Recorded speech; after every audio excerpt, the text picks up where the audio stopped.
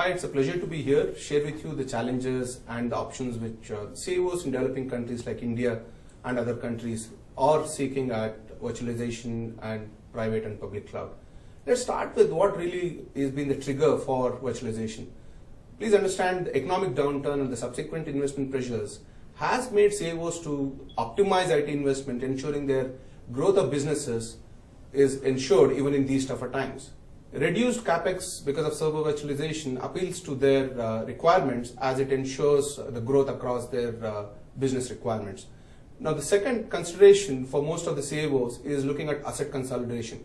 Many of them are looking at options to look at how do they kind of bridge in non-core and core users, especially, for example, BFSI or other industries, where they could be looking at hosted environments or infrastructure environments to ensure the core and temporary staff are easily managed.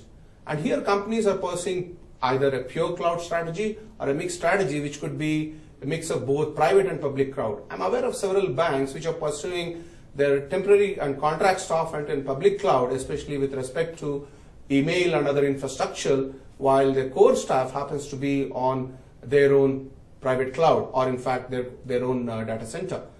The third consideration which is moving larger number of CIOs to look at is actually data center optimization. When we say data center optimization, people are really looking at how do they consolidate their data across different applications, how do they ensure their applications are available for multi-user experiences, maybe some of them who are core users and some who are actually peripheral users who just need access to few of the modules or few of the applications. So the challenge actually is to ensure they manage the overall license cost. So many of the CIOs are moving actually from per user license to CP user licenses so that they could minimize the overall spend. So what CIOs are considering is ensuring application experience across their different human resources.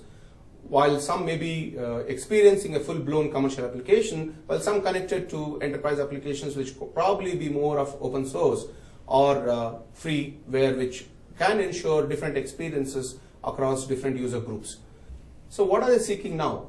CEOs, having adopted server virtualization as a first step and having seen the benefits of CapEx advantages, are looking beyond the next step, which is basically the virtualization of mission critical application, which kind of brings them quality of service and OpEx savings.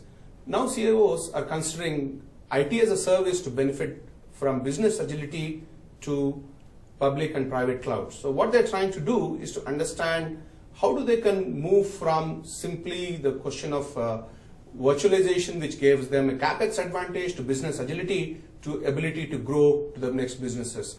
So with legal and business concerns forcing them to roll out total outsourcing and consider nearshore data recovery centers or data centers, they are seeking out for dependable private cloud services that ensure economical benefits as well as responsiveness to their business needs. The second area they're right now seeking is to looking at efficient use of hardware and software. While server and application virtualization offered them CapEx and OpEx benefit, today CEOs are seeking to build IT environments that can give them the benefits of contractual relationship and yet retain business agility. They are looking for solutions that can help them to minimize the cost of both refresh of hardware and software assets, prioritize users, and match appropriate user experiences with their appropriate environments. What they're looking for is on-demand provisioning and deprovisioning. With employees joining and attrition fluctuating, businesses yet to anchor firmly in the turbulent environment, what CEOs want is to build IT assets that can be very quickly deployed whenever it is needed, and yet the marginal cost of an additional user is low. Same time, they also want to minimize the incremental cost of either deleting users or the users who are exiting the system. The third area which they're really concerned about is actually on looking at chargeback and better activity cost management. With large number of organizations adopting activity-based costing systems and other principles, what CEOs want to ensure their cost allocations across businesses is right and aligned so that their IT systems can ensure better capturing of cost and monitoring of cost. Finally, what the CEOs are looking for is the ability to scale up or down the IT infrastructure as their business evolves. So looking at provisioning and deprovisioning of IT assets to ensure it's consistent with the growth of the business. So why are companies looking to private clouds today? The first issue is actually the legal clauses or business secrecy issues that may be prohibiting total outsourcing. For example, in industries where legal repudiation, litigation issues mandate the ownership of processes within the firm, or the board senior management perceive the public cloud to be too risky and hence prone to virus, these are unlikely to be looking for public cloud opportunities. Second is actually indemnification and ensuring availability of records for X number of years in some of the industries. For example, government regulates or mandates in some of the industries certain records to be available for audit and other trials for periods as high as 8 years or more, which could be tougher for most industries to manage. The third important issue here is also the data in some of the industries could be very voluminous and critical to be handled externally. In industries such as telecom, the volume of data generated could be very voluminous, and therefore the management may be predisposed negatively to public infrastructure. Third element which comes in industries such as utilities could be the requirement for near-shore infrastructure, which ensures there is a key applications are all available closer to their businesses are.